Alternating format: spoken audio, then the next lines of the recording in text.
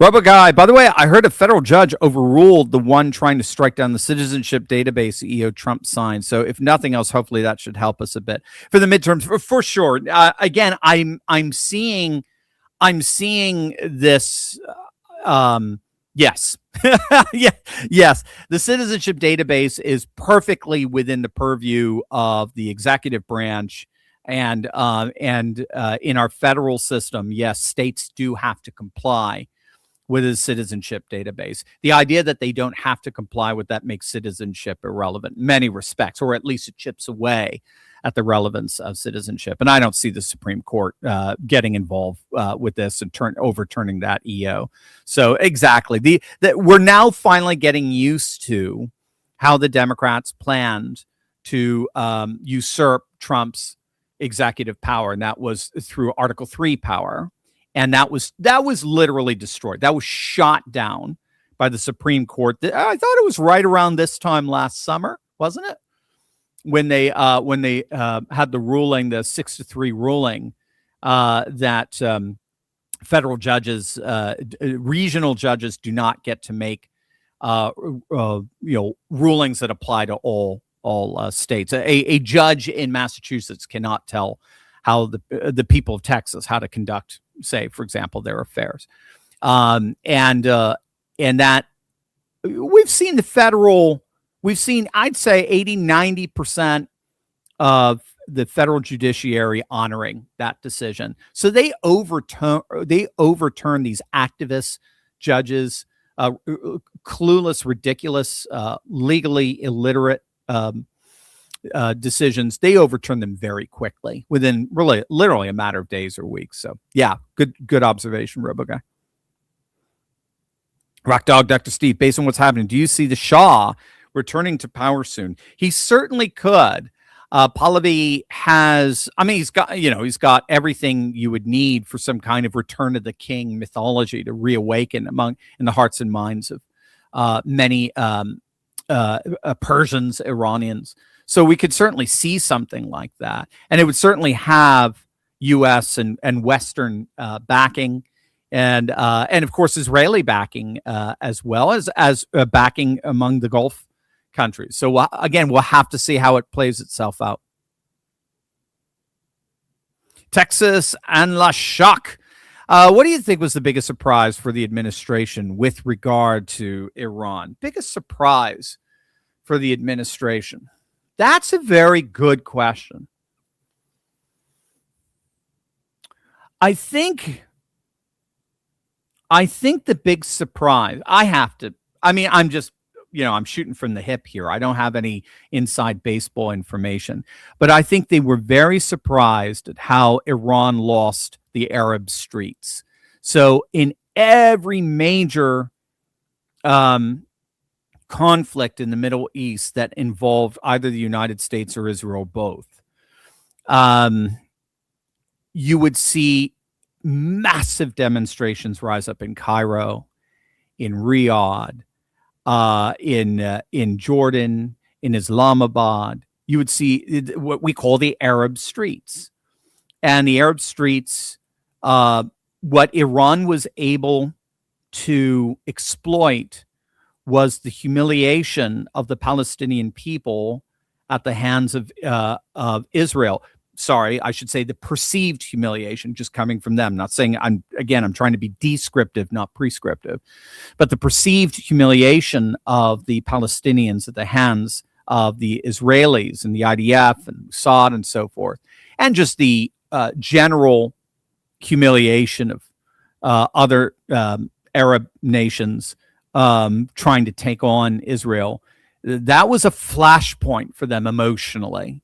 So if there was ever any serious combat that broke out in the region, hostilities via the U.S. and Israel, Iran was always able to ignite and inflame passions exploding all throughout the Arab streets of the Middle East. And we didn't see any of that in this conflict. Any of it. Both the United States and Israel teamed up to take out Iran, the Iranian regime, and the Arab streets were quiet. That's stunning. Again, that's why I got very well, I'll say upset, but very disappointed in the so-called analysis that was coming out from some of our influencers and podcasters that were playing off this old, it's the Jews kind of playbook, rhetorical playbook that Iran ironically would play and provoke. It was stunning to me. They went to that playbook when that playbook is part of a world that just doesn't exist anymore.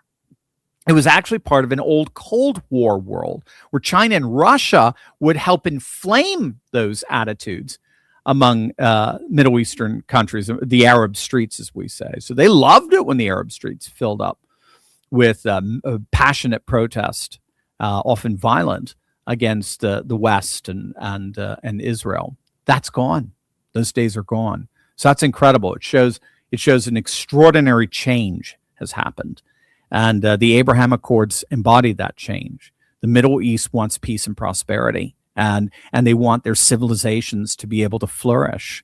And they believe that Trump and his civilizationalist sort of networked multipolar vision for the world is precisely the way to go. They were leaning towards BRICS during the Biden years because they just saw America in total decline. Biden embodied that decline. Well, those days are over. America's back, and they decide that they want to hook their wagons on with America and an America-led networked multipolar civilizational order. So. Gabriel Mainville, keep doing your good work. Thank you, Gabriel. Thank you very much. God bless you guys up at the Great White North. We'll see what happens to Alberta, right? My, oh my, exciting stuff. Rebel Squirrel, Dr. Steve, what about Erdogan and Turkey? Do they fit into the new Middle East? That's a rise. Absolutely, yeah. Erdogan, with, as I understand it, the counterpart is this. The more power that Iran has, the less power and influence Turkey has. The less power and influence that Iran has in the region, the more power and influence Turkey has. So Turkey is definitely on the forefront of all of these negotiations. Turkey's on the forefront of the new Middle Eastern architecture. They haven't signed on to the Abraham Accords as of yet, but they will. I mean, remember, Trump toyed with that. He threw that out as a little trial balloon a few weeks back, saying, after the ceasefire, I think all the countries now, all the Arab countries should be, although they're in Turkey, obviously they're Turks, but they should all be signing on to the Abraham Accords. Bahrain, which is I think they're maybe 60% Shiite. They're part of the Abraham Accords. They're very anti-Iranian. So this is not, it's very interesting. It's not like Shiite versus Sunni, or it's not, Islam versus the godless West or Israel or anything like that. It's not working out that way. It's more, again, it's more civilizational. It's more the Persian Islamic Shiite civilization as it's been defined over these last near half century versus the GCC civilization states, the Arab states, and this new sort of theocratic Israel as it's getting more and more right wing, because the Haredi Jews are the ones that have been having kids.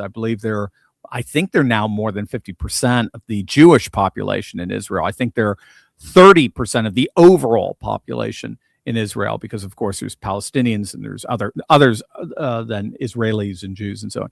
So I just think this is much more civilizational, and Turkey and their neo-Ottoman aspirations are on the forefront with it. But Turkey could be either, they can be obstructionists, or they can be deal breakers. They could be deal makers in the process. They have their own insight into the Middle Eastern world. But the fact that this all happened when Trump was in Ankara, I don't think that was coincidental. So I think Erdogan is probably right there with Trump. and he's going to be a major influencer in the architecture of the region, definitely.